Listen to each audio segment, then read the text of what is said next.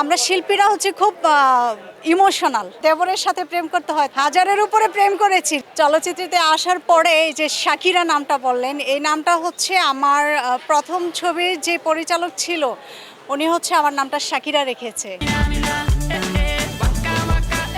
অনেক ভালো চিনি, বিকজ অফ উনি হচ্ছে অনেক ফেমাস।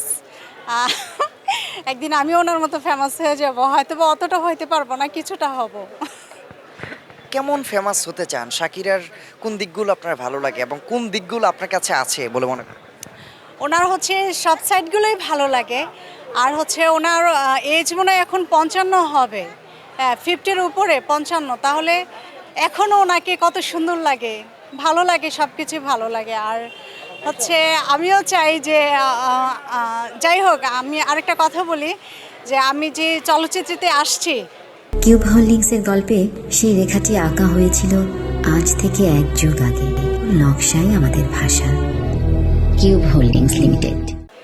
আর উনি বলছে যে যে একদিন ওনার মতো আমি একদিন ফেমাস হব। জানতে চাই কে ছিল সেই নির্মাতা? সে ছিল হচ্ছে মমতাজুর রহমান আকবর স্যার। আমার প্রথম ছবির পরিচালক। সিনেমা, তারপরে হচ্ছে টেলিভিশনে নাটক, তারপরে হচ্ছে মঞ্চ নাটক, থিয়েটার নাটক, তারপরে দেশের বাইরে যাই, সাংস্কৃতিক অনুষ্ঠানে অনেক মানে সব কিছুতেই আছি। আর হচ্ছে আমি মঞ্চ নাটকও চিনতাম না, আর ফিল্মে যে আমি নায়িকা হব ওরকম কোনো পরিকল্পনাও ছিল না। আমি সর্বপ্রথম হচ্ছে নাচ শিখি। নাচ শিখতে আসার পরে আমাকে এক পরিচালক দেখার পরে, মানে মঞ্চ নাটকের পরিচালক দেখার পরে একটা মঞ্চ নাটক করি, ওখান থেকে এক সিনেমার পরিচালক আমাকে দেখেছে।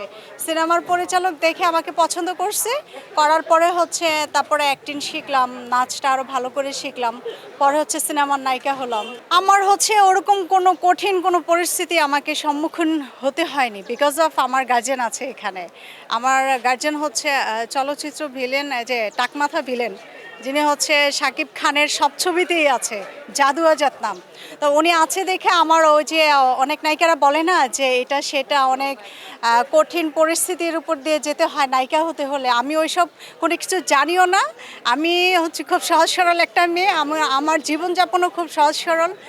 আর হচ্ছে আমি ওগুলো কোনো কিছু জানিও না। আমি সিনেমার নায়িকা হয়েছি, আমি টেলিভিশনে নাটক করেছি, অনেক বড় বড় নায়কদের সাথে একক নায়িকা হিসেবে অভিনয় করেছি। আমার ছিল হচ্ছে ডিএ তায়েব, তারপরে চিত্রনায়ক ইমন, রওনক হাসান, সালাউদ্দিন লাবলু, আরও অনেকে।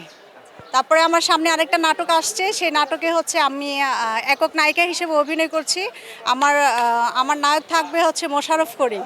ওইটা হচ্ছে অনেক বিগ বাজেটের কাজ হবে। আর দেশের বাইরে তো আমার কিছু কিছু মঞ্চ নাটক আছে। হ্যাঁ, তো ওই মঞ্চ নাটক করতে গেলে আমাকে লাগবেই।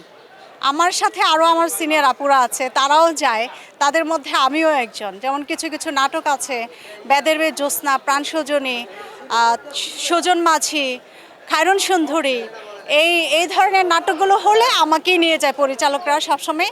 তার সাথে আমার আরও সিনিয়র নায়িকা আপুরা আছে, তারাও যায়, তারাও নায়িকা হয়। আমরা যারা অভিনয় করি, হ্যাঁ, অভিনেতা অভিনেত্রী, তারপরে হচ্ছে আরও যে কো আর্টিস্টরা থাকে, আমরা শিল্পীরা হচ্ছে খুব ইমোশনাল, বুঝছেন। আমরা কেউ একটু মায়া করলে অল্পতে আমরা মায়ায় পড়ে যাই। তো প্রেম হচ্ছে অনেক করেছি, হাজারের উপরে প্রেম করেছি। রিয়েল লাইফে কিন্তু একটাও করি নাই, সব হচ্ছে ওই যে অভিনয়ের মাধ্যমে। কখনো অভিনয় করতে গেলে সিনেমায় যেমন একটা আলাদা ব্যাপার, ওখানে হচ্ছে মেন নায়িকা, শুধু নায়িকা চরিত্রে অভিনয় করা। আর আমি যে মঞ্চ নাটক করি, থিয়েটার নাটক, ওখানে হচ্ছে ভাবি চরিত্রে অভিনয় করি, বোনের চরিত্রে অভিনয় করি, ওখানে আবার ডিফারেন্ট। তো ভাবির চরিত্রে অভিনয় করলে ভাইয়ের সাথে প্রেম করতে হয়, তারপরে বোনের চরিত্রে অভিনয় করলে দেবরের সাথে প্রেম করতে হয়, তারপরে নায়কের সাথে প্রেম করতে হয়। এর মধ্যে অনেক প্রেম, অনেক বিয়ে হয়েছে, কিন্তু বাস্তব লাইফে বিয়ে হয়নি, প্রেমও হয়নি। মানে ছেলেদের কোন দিকটা তুমি আগে লক্ষ্য করো যখন তোমার সামনে কেউ আসে?